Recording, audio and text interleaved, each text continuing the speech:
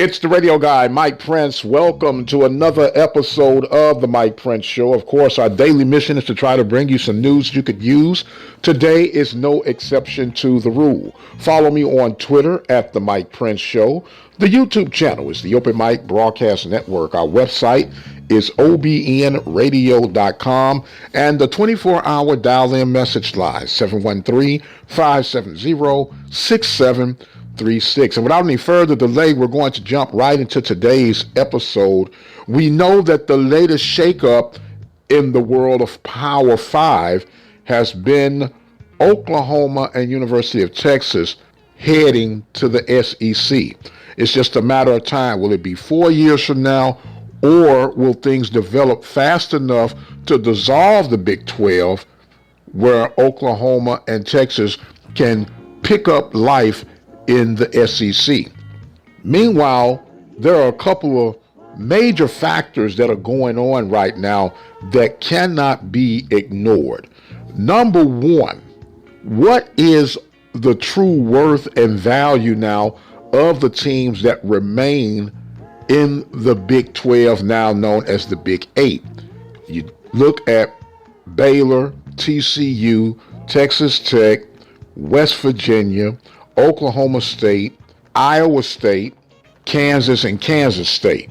Each one of those schools' media deals are roughly generating about $17 million per year, which, if you ask anybody from the FCS, in particular that of the Southwestern Athletic Conference or the MEAC, would love to have them kind of numbers. But that is considered chump change in the world of Power 5. Now, the powers that be are scheduled to get together between the Pac-12 and the Big 12 to see if there's any type of alignment that could be worked out between these two conferences. But right now, the Pac-12 has somewhat of the upper hand because their estimated value per conference school is $24 million. And right now, they're saying that there's nothing appealing of any of the remaining schools that could sweeten up their television deal, because right now the Pac-12 is all about ways of enhancing their television distribution. So behind the scenes of all of this are the mad scientists at ESPN. ESPN has systematically and single-handedly gained sole control of the college football world, and that they are actually rewriting the narratives as we know them right now. And it's all boiling down to, believe it or not, minor league football. That's where this Power 5, soon to be Power 4, is heading. Control the narrative, create super conferences, business as usual for the powers that be at ESPN. Now, the reason that I'm bringing all of this up, in the midst of all of this, caught up in the aftermath, are FCS programs such as the Southwestern Athletic Conference and the Mid-Eastern Athletic Conference. You still want to throw chump change in those areas where there's plenty of room at the table to increase the package deals that are currently being offered to those conferences that I made mention of.